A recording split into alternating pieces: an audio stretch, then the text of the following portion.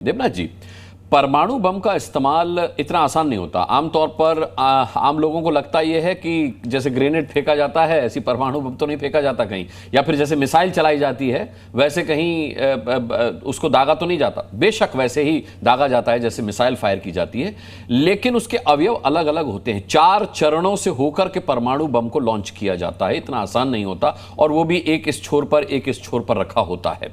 सवाल ये उठता है कि अगर हम उसकी निगरानी की बात भी कर रहे हैं तो ये मांग कितनी जायज है। हम अगर आईएईए से कह रहे हैं कि भाई निगरानी होनी चाहिए, तो कितनी महत्वपूर्ण होगी पाकिस्तान के परमाणु हथियारों की निगरानी?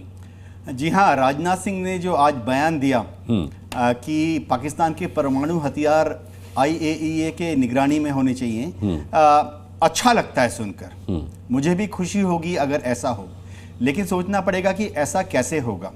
क्या आईएईए के पास किस तरह की फौज है, पुलिस है, या इतना डिप्लोमेटिक क्लाउट है कि वो पाकिस्तान को बाध्य कर सके? तो पाकिस्तान के जो न्यूक्लियर हथियार हैं, सार्वभौम देश है, सोवरेन पावर है।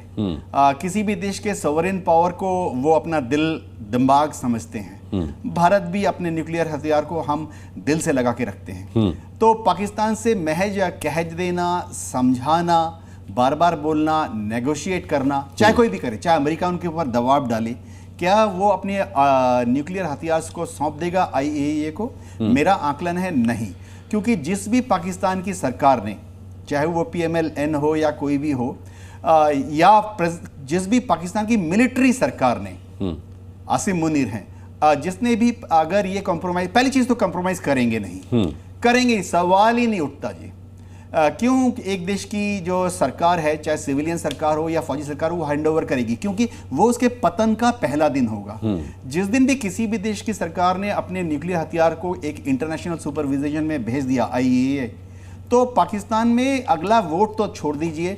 लोग जैसे पिछले साल कोर कमांडर के घर में घुस गए थे, फ्रिज खोल के खाना खा गए थे, इस बार वो प्राइम मिनिस्टर और प्रेसिडेंट के घर में भी घुस जाएंगे, फ्रिज खोल के खाना खा लेंगे। मेरे ख्याल से वो प्रेसिडेंट, प्राइम मिनिस्टर और आर्मी चीफ को और ISI चीफ को डंडे से मार मार के पीट डालेंगे।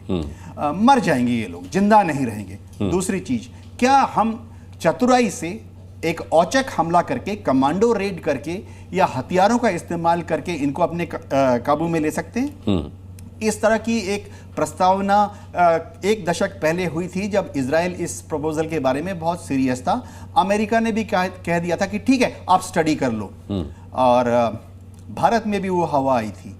लेकिन स्टडी करने के बाद ये देखा गया कि उनकी जो प्रोटेक्शन सिस्टम है अपने न्यूक्लियर हथियार की, वो ऐसी है कि हम यानी इजराइल, अमेरिका मिलकर अगर एक औचक हमला करते हैं, कमांडो रेड करते हैं, तो उनको काबू में नहीं ले सकते। बहुत अच्छी तरह प्रोटेक्टेड है। क्या हम एक नॉर्मल कन्वेंशनल बॉम्ब डाल के इनको नष्ट कर सकते हैं? हाई एक्सप्लोसिव बॉम्ब हमारे पास भी है 1000 पाउंडर्स, इजराइल के पास भी है 2000 पाउंडर्स, अमेरिका के पास deep penetrating bunker busting bomb है 8000 पाउंड।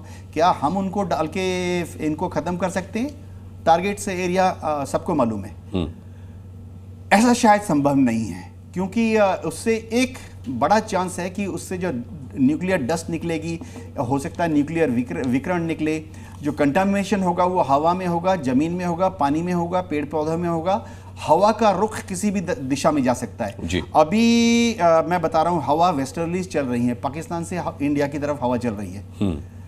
तो क्या हम बॉम्ब्स गिरा के, नॉर्मल कन्वेंशनल बॉम्ब गिराकर पाकिस्तान के न्यूक्लियर जखीरे को नष्ट कर सकते हैं? ये भी मिलिट्री पॉइंट ऑफ व्यू से बहुत मुश्किल है। लेकिन मैं राजनाथ सिंह जी के बयान को हल्का नहीं ले सकता। एक तरीका तो है, वो है कि अमेरिका पाकिस्तान को कहे।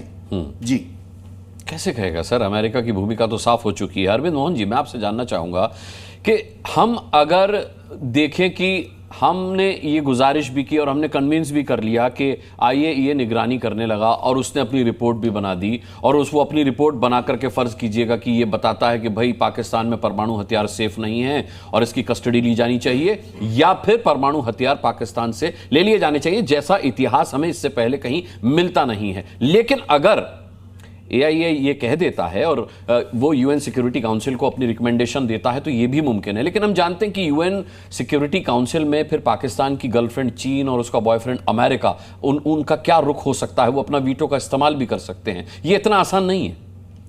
नहीं, ये बहुत आसान काम नहीं है, बल्कि इसी समय जो छोटा टकराव हुआ और जिसमें टेररिज्म और पाक फौज और गवर्नमेंट इन सब का ऐसा घालमेल इतना साफ ढंग से सारी दुनिया ने देखा, इसके बावजूद आप देखिए कि उसको तुर्की, अजरबैजान, चीन इन सब का सपोर्ट आखिर तक बना रहा। और हम सब लोगों का गुस्सा रह रहा कि ट्रंप की तरफ जाता है कि वो किस हैसियत से मध्यस्थता कर रहे हैं और किस हैसियत से उन्होंने ये अनाउंस कर दिया।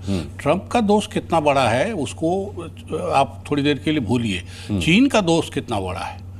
चीन का निवेश होगा, निवेश की रखवाली वो कैसे करता है वो अलग है, लेकिन चीन ने इसमें क्या रोल निभाया। और हम सब लोगों का गुस्सा, मैं दो दिन से देख रहा हूँ कि टूरिस्ट नहीं जाएंगे और व्यापार नहीं होगा, ये सारा गुस्सा तुर्की और अजरबैजान के लिए है। चीन के लिए कोई गुस्सा कहीं नहीं दिखाई दे रहा।